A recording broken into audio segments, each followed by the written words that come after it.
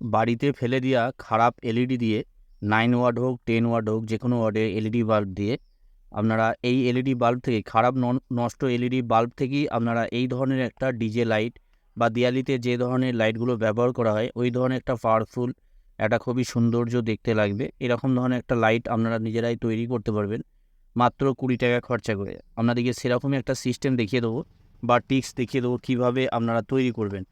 এই ধরনের লাইট কেনার দরকার পড়বে না, এই খারাপ এলইডি দিয়ে আপনারা এই ধরনের ডিজে লাইট তৈরি করতে পারবেন কোনো রকম সমস্যা ছাড়া। আপনাদেরকে স্টেপ বাই স্টেপ দেখিয়ে দেবো, আপনারা তৈরি করতে পারবেন নিজেরাই। এই ধরনের খারাপ এলইডি প্রায় বাসা বাড়িতেই পড়ে থাকে, তো এই এলইডিগুলো না ফেলে রেখে আমি যে সিস্টেমটা দেখিয়ে দেবো এই সিস্টেমে আপনারা যদি এই লাইটগুলো তৈরি করেন আপনাদের টাকা পয়সা অনেকটা সেভ হয়ে যাবে। আমি এবার আপনাদেরকে দেখিয়ে দেবো এইখানে যে এলইডি বাল্বের ভেতরে যে পার্টসগুলো আছে সেই পার্টসগুলো আমাকে খুলে নিতে হবে। এই পার্টসগুলো আপনারা খুলে নেবেন। প্রথমে এইখানে ডিফিউজারটাই খুলে নেব। ডিফিউজারটা খুলে নেওয়ার পর এই নষ্ট প্রথমে এইখানে যে ওপরে যে এমসিবিসিবি প্লেটটা আছে এই এমসিবিসিবি প্লেটটাকে খুলে নেব। খুলে নেওয়ার পর এইখানে আমি আপনাদেরকে দেখিয়ে দেবো কীভাবে আপনারা তৈরি করবেন একটা ডিজে লাইট। দিওয়ালির সময় ব্যবহার করার জন্য বাসাবাড়িতে আপনারা ব্যবহার করতে পারবেন সেরকমই একটা লাইট আপনাদেরকে তৈরি করে দেখাবো। এইখানে নাটগুলো আমি খুলে নেব। তো নাটগুলো খোলার জন্য নাটগুলো খোলার জন্য যে স্ক্রুড্রাইভারটা প্রয়োজন আছে সেই স্ক্রুড্রাইভারটা দিয়ে খুলতে হবে, কেননা এটা 2 হেডে হবে না, এটা ছোটো স্ক্রুড্রাইভার আছে 2 হেডের ছোটো স্ক্রুড্রাইভার, তার জন্য খুলছে না। এইখানে আমি এই স্ক্রুড্রাইভারটা দিয়ে পরিষ্কারভাবে খুলে নেবো। এখানে দেখতে পাচ্ছেন স্ক্রুগুলো খুলে গেল। এখানে দুটো স্ক্রু খুলে নেবো। ওপরে যে এমসিবিসিবি প্লেটটা আছে এমসিবিসিবি প্লেটটাই খুলে নেবো। এইভাবে সুন্দরভাবে খুলে নেবেন। খুলে নেওয়ার পর যে কেউ এই কাজটা করতে পারবে, আমি যে কাজটা করে দেখাচ্ছি যে কেউ করতে পারবে, কোনো ভাইদের বা কোনো বন্ধুদের কোনো রকম কোনো সমস্যা হবে না। এখানে একটা কার্ড নিচ্ছি, কেননা এখানে যে পেস্টগুলো এখানে যে রাঙগুলো আছে এই রাঙগুলো আমি কাজে লাগাবো। তার জন্য এই রাঙগুলো এখানে আমি ধরে রেখে দেবো। কোনো রকম নতুন রাঙের কোনো রকম দরকার পড়বে না। এই পুরাতন রাঙ দিয়ে এই কাজটা আপনারা করতে পারবেন। এখানে সোল্ডারিং আয়রন দিয়ে এইখানে আমি জাস্ট ধরবো। রাঙটা দেখতে পাচ্ছেন গলে যাচ্ছে সুন্দরভাবে। এখানে গলে যাওয়ার পর হালকা একটু ঠুকে দেবেন। এইখানে ঠুকে নিলেই এখানে রাঙটা এখানে দেখতে পাচ্ছেন রাঙটা পরিষ্কারভাবে গলে এইখানে পড়ে যাচ্ছে। এবার এই জায়গাটা ভালো করে আমি পরিষ্কার করবো। একটু বাইরের দিকে ঝেড়ে নিচ্ছি, এইভাবে ঝাড়বেন। তো এই ঝাড়াটা আমি দেখাতে পাচ্ছি না, তো এইভাবে ধরবেন, ধরে এইভাবে একটু ছেড়ে নেবেন, তাহলেই রাঙটা পরিষ্কার ক্লিয়ার হয়ে যাবে। আমি আপনাদেরকে ক্লিয়ার করে দেখাচ্ছি। এখানে পরিষ্কার করে এই জায়গাটা পরিষ্কার করলে তবে ভিতরের যে ড্রাইভারটা আছে ড্রাইভারটা ভালো করে বার করতে পারবে না এক চান্সে, না হলে কিন্তু বার করতে পারবে না। আমি আপনাদেরকে এখনই পরিষ্কার করে দেখিয়ে দিচ্ছি। এখানে আমি টানা ভিতরের দিকে এটা হবে না এই কাজটা করা। এখানে দেখুন আমার পরিষ্কার হয়ে গেছে। আমি আপনাদেরকে জাস্ট কয়েক সেকেন্ড লাগবে। এখানে আয়রনটা ধরলেই এইভাবে পরিষ্কার হয়ে যাবে। এখানে দেখুন এখানে পরিষ্কার হয়ে গেছে দেখতে পাচ্ছেন। এইভাবে আপনারা সুন্দরভাবে পরিষ্কার করে নেবেন। পরিষ্কার করে নেওয়ার পর ভিতরে যে ড্রাইভার সার্কিটটা আছে সেই ড্রাইভার সার্কিটটা খুলে দেবো। তাহলে কোনো রকমভাবে ভিতরের কোনো জিনিস আমি নেবো না, সরাসরি আমি এইখানে নতুন করে ফিটিং করব সব কিছু। এইখানে ট্যান্সার ব্লেড দিয়ে বা কোনো ওপেনার দিয়ে এইভাবে হিটসিং প্লেটটাকে যদি চার দেওয়া হয় অনায়াসে খুলে যাবে, কোনো রকম সমস্যা হবে না। না হলে হাতুড়ি করে হালকা করে ঘা মারলে এই হিটসিং প্লেটটা খুলে যাবে। খুলে নেওয়ার পর যে কাজটা করবেন এখানে ড্রাইভার সার্কিটটা আমি খুলে নেবো। এখানে ড্রাইভার সার্কিটটা আমি খুলে নেবো। খুলে নেওয়ার পর এখানে ড্রাইভার সার্কিট অনায়াসে খুলে গেল। খুলে নেওয়ার পর যে কাজটা করবেন এইখানে দুটো তার আমি সোল্ডারিং করব ডাইরেক্ট B22 ক্যাপ থেকে। এই ধরনের তার আমার অলরেডি কাটা আছে দেখতে পাচ্ছেন সাইজ মতন, কেননা এগুলো লাগে প্রায়, তার জন্য আমি কেটে রেখে দিয়েছি। এখানে দুটো তার আমি নেব। দুটো তার নিয়ে আমি সরাসরি B22 ক্যাপে আমি সোল্ডারিং করব। B22 ক্যাপে সোল্ডারিং করে এবার আপনাদেরকে দেখিয়ে দেবো কীভাবে ডিজে লাইট তৈরি করবেন। এখানে সরাসরি যেভাবে আমি দেখাচ্ছি এইভাবে আপনারা সোল্ডারিং করে নেবেন। এইখানে আমি পেস্ট দিয়ে নেবো।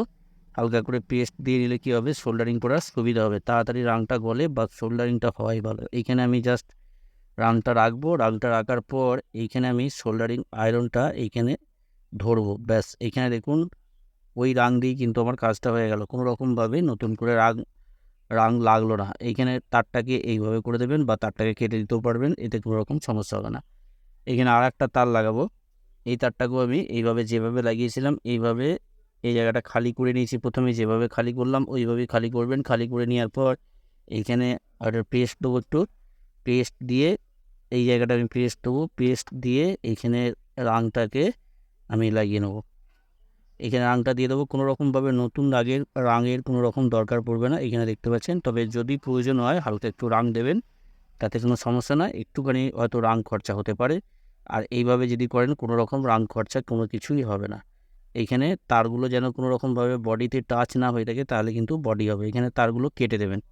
এখানে লাগানো হয়ে গেল। লাগানোর পর এইখানে যে হিটসিং প্লেটটা আছে, এই হিটসিং প্লেটটা নেবো। হিটসিং প্লেটটা নিয়ে এইখানে যে পেস্টগুলো আছে, এই পেস্টগুলো ভালো করে ঘষে তুলে নেবো। এখানে পেস্টগুলো ভালো করে ঘষে তুলে নেবো, কেন এখানটা পরিষ্কার করতে হবে। আমি যে কাজটা করব, এই কাজটা করার জন্য পরিষ্কার করে নিতে হবে। তো পরিষ্কার করে নেবো, পরিষ্কার করে নিয়ে একটু মুছে নিতে হবে। এই জায়গাটা যতটা পরিষ্কার থাকবে ততটা কাজটা ভালো হবে, তার জন্য এই জায়গাটা ভালো করে পরিষ্কার করে নেবেন। পরিষ্কার করে নিয়ে এবার যে কাজটা করবেন, একটা কম্পাউন্ড পেস্ট লাগবে। কম্পাউন্ড পেস্ট যদি না থাকে সেটাও কী করবেন সেটা আমি বলে দেবো।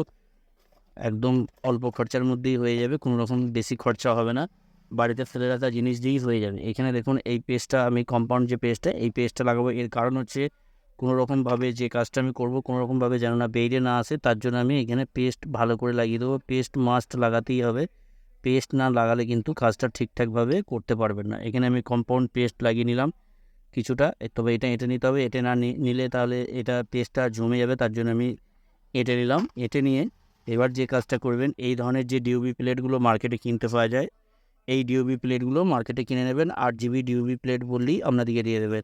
এইখানে আমি সুন্দরভাবে এই জায়গাটা লাগিয়ে নিলাম। লাগিয়ে নেওয়ার পর এইখানে যে কাজটা করবো এবার,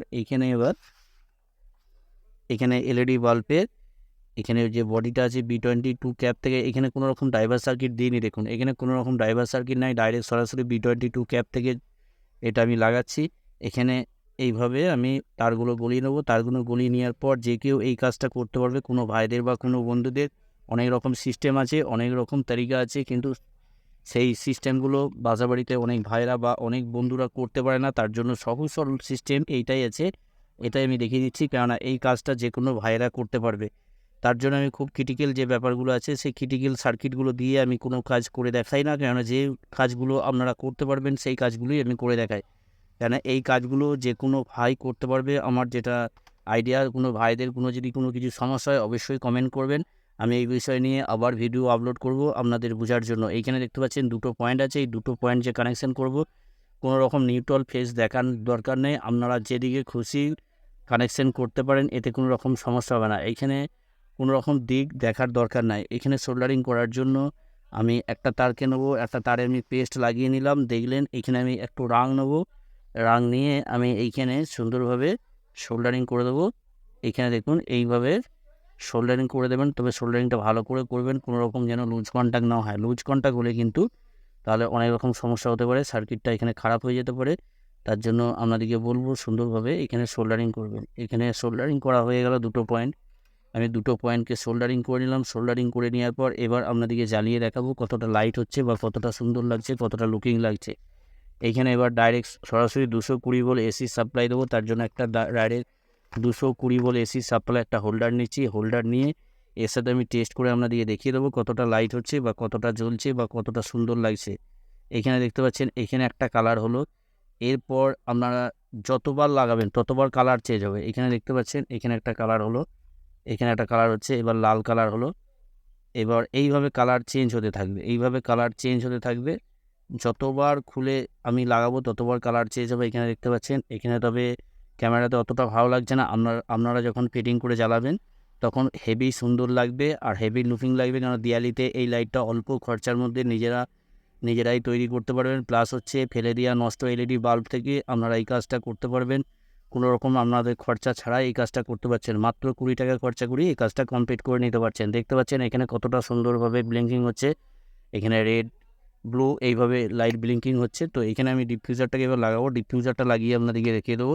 তবে ডিফিউজারটা এখানে এই ডিফিউজারটা ভালো করে পরিষ্কার করে নেবেন, পরিষ্কার করে নিলে লাইটটা আরও ভালো লাগবে, কেন যতটা পরিষ্কার থাকবে ততটা লাইটটা খেলবে ভালো। তার জন্য আপনাদেরকে বলবো ভালো করে পরিষ্কার করে নেবেন। এখানে পরিষ্কার করে নেওয়ার পর এবার এইখানে ডিফিউজারটাকে আমি লাগাবো, আপনারাও এইভাবে এই ডিফিউজারটাকে লাগিয়ে নেবেন। লাগিয়ে নেওয়ার পর এখানে লক আছে, লকে অটোমেটিক লেগে যাবে।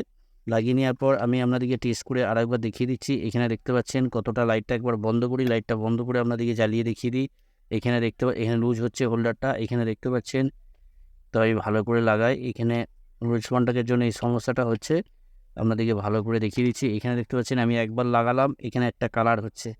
তারপরে আমি আরেকবার যখন লাগাবো, এখানে আরেকবার যখন লাগাবো তখন অন্য একটা কালার হচ্ছে, আবার আরেকবার যখন লাগাচ্ছি অন্য একটা কালার হচ্ছে। এখানে আপনারা বুঝতে পারছেন না ক্যামেরায়, তো অন্য একটা কালার হচ্ছে কিন্তু সাদা কালার নয়। তো এখানে দেখতে পাচ্ছেন রেড কালার হচ্ছে, এবার দেখতে পাচ্ছেন এখানে ব্লিঙ্কিং হচ্ছে। এখানে সব রকম কালার এখানে ব্লিঙ্কিং হবে। তো কতটা সুন্দর লাগছে দেখতে পাচ্ছেন। এইভাবে আপনারা যে কোনো খারাপ নষ্ট এলইডি বাল্বকে সহজেই একটা দেয়ালির জন্য দেয়ালি ডেকোরেশনের জন্য এটা সুন্দরভাবে একটা লাইট তৈরি করে নিতে পারবেন। ওকে, আপনারা সবাই ভালো থাকবেন, সুস্থ থাকবেন, নিজের খেয়াল রাখবেন। আর ভিডিওটা অবশ্যই লাইক করতে ভুলবেন না, একটা লাইক করে যাবেন। আপনার বন্ধুদেরকে ভিডিওটা অবশ্যই শেয়ার করবেন, তাদেরকে দেখার সুযোগ করে দেবেন। ওকে, থ্যাংক ইউ।